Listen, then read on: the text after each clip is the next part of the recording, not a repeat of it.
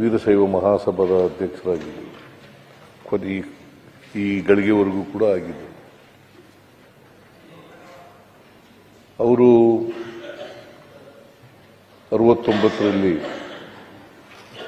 ದಾವಣಗೆರೆಯಲ್ಲಿ ಪುರಸಭೆಯ ಸದಸ್ಯರಾಗಿ ಆಮೇಲೆ ಅದರ ಅಧ್ಯಕ್ಷರಾಗಿಯೂ ಕೂಡ ನಗರಸಭೆಯ ಅಧ್ಯಕ್ಷರಾಗಿಯೂ ಕೂಡ ಕೆಲಸ ಮಾಡಿದರು.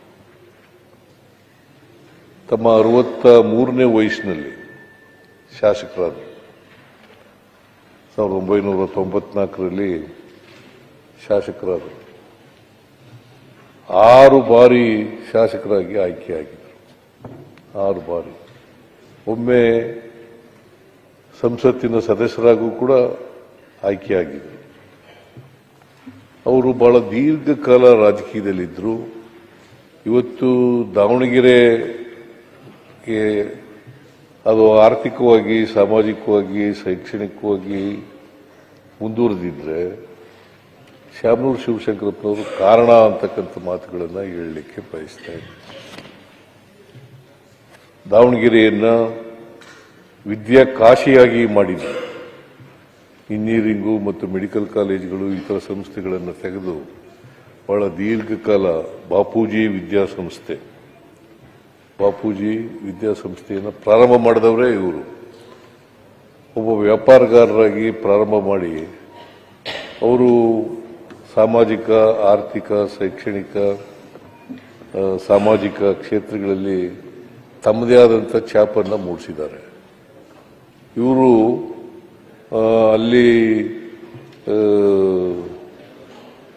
ದಾವಣಗೆರೆ ಇವತ್ತೇನಾದರೂ ಅದಕ್ಕೆ ಹೆಸರುವಾಸಿಯಾಗಿದ್ದರೆ, ಇಡೀ ಕರ್ನಾಟಕದಲ್ಲಿ ಹೆಸರುವಾಸಿಯಾಗಿದ್ದರೆ ಶಾಮನೂರು ಶಿವಶಂಕರಪ್ಪನವರು ಮಾಡದಂಥ ಕೆಲಸದಿಂದ ಆಗಿದೆ ಅಂತಕ್ಕಂಥ ಮಾತುಗಳನ್ನು ಹೇಳಲಿಕ್ಕೆ ಬಯಸ್ತಾ ಇದ್ದಾರೆ. ಇವರು ಜವಳಿ ಬಹಳ ಉತ್ಕೃಷ್ಟವಾಗಿತ್ತು ದಾವಣಗೆರೆಯಲ್ಲಿ. ಅದರ ಅವನತಿ ಪ್ರಾರಂಭ ಆಯಿತು. ಆಗ ಶಾಮನೂರು ಶಿವಶಂಕರಪ್ಪನವರು ದಾವಣಗೆರೆಗೆ ಒಂದು ಬ್ರ್ಯಾಂಡ್ ನೇಮನ್ನು ತಂದುಕೊಡ್ತಕ್ಕಂಥ ಕೆಲಸವನ್ನು ಮಾಡಿದ್ರು. ಸೊ ಅಂಥವರು ನಮ್ಮನ್ನು ಅಗಲಿದ್ದಾರೆ. ಬಹಳ ದೀರ್ಘಕಾಲ ನಮ್ಮ ಕಾಂಗ್ರೆಸ್ಸಿನ ಟ್ರೆಷರರ್ ಕೂಡ ಆಗಿದ್ದರು. ಬಹಳ ದೀರ್ಘಕಾಲ ಟ್ರೆಷರರ್ ಆಗಿದ್ದರು. ಆಮೇಲೆ ಎಲ್ಲರೂ ಸ್ನೇಹ ಇಟ್ಕೊಂಡಿರ್ತಕ್ಕಂಥ ಕೆಲಸ ಮಾಡ್ತಾರೆ. ಎಲ್ಲರ ಜೊತೆ ಸ್ನೇಹ. ಯಾಕಂತಂದ್ರೆ ಯಾರು ಕೂಡ ಅವ್ರಿಗೆ ವೈರಿಗಳಿರಲಿಲ್ಲ. ಅಜಾತ ಶತ್ರು ಅಂತ ಕರಿಬಹುದಂತ ವ್ಯಕ್ತಿ. ನಾನು ಯಾವಾಗ ದಾವಣಗೆರೆಗೆ ಹೋದ್ರೂ ಕೂಡ ಅವ್ರು ಗೆಸ್ಟ್ ಹೌಸ್ನಲ್ಲೇ ಉಳ್ಕೊತಿದ್ದರು. ಆಮೇಲೆ ನನ್ನ ದಾವಣಗೆರೆ ಹೋದಾಗೆಲ್ಲ ಊಟಕ್ಕೆ ಬರಿ ಅಂತ ಕರೀತಿದ್ರು. ಯಾವಾಗ ಹೋದ್ರೂ ಕೂಡ ನಮ್ಮನೆಯಲ್ಲೇ ಊಟ ಮಾಡಬೇಕು ಅಂತ ಕರೀತಾ ಇದ್ರು. ಹಾಗಾಗಿ ಅಲ್ಲೇ ಊಟ ಮಾಡ್ತಿದ್ದೆ. ಜೊತೆಗೆ ನನಗೆ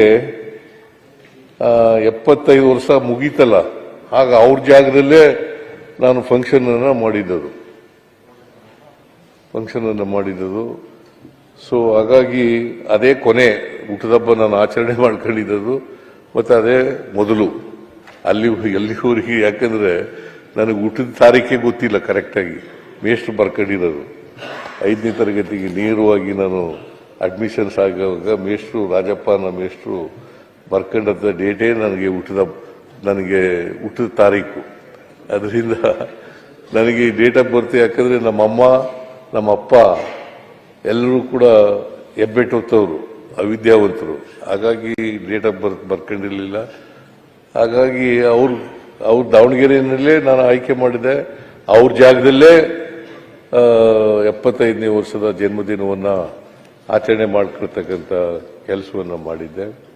ಸೊ ಒಂದೇನಪ್ಪ ಅಂತಂದ್ರೆ, ಶಾಮನೂರು ಶಿವಶಂಕರಪ್ಪನವರು ಸಹಾಯ ಹಸ್ತ ಬಹಳ ಇತ್ತು. ಕೋವಿಡ್ ಸಂದರ್ಭದಲ್ಲಿ ನಮಗೆ ಆಕ್ಸಿಜನ್ ಸಿಗದೇ ಇದ್ದಾಗ ಸುಮಾರು 6 ಕೋಟಿ ರೂಪಾಯಿಗಳನ್ನು ಖರ್ಚು ಮಾಡಿ ಆಕ್ಸಿಜನ್ ಅನ್ನು ಉಚಿತವಾಗಿ ಹಂಚತಕ್ಕಂಥ ಕೆಲಸವನ್ನು ಮಾಡಿದರು. ಅಂತಹ ಒಬ್ಬ ಅಪರೂಪದ ರಾಜಕಾರಣಿ ನಮ್ಮನ್ನು ಅಗಲಿದ್ದಾರೆ. ಅವರ ಆತ್ಮಕ್ಕೆ ಚಿರಶಾಂತಿ ದೊರಕಲಿ ಅಂತಕ್ಕಂಥ ಮಾತುಗಳನ್ನು ಹೇಳಿ, ಅಪಾರವಾದಂಥ ಅವರ ಕುಟುಂಬ, ಯಾಕಂದರೆ ಒಂದು ದೊಡ್ಡ ಕುಟುಂಬ, 3 ಜನ ಗಂಡು ಮಕ್ಕಳು 4 ಜನ ಹೆಣ್ಣು ಮಕ್ಕಳು ಇದ್ದಂಥ ಒಂದು ದೊಡ್ಡ ಕುಟುಂಬ.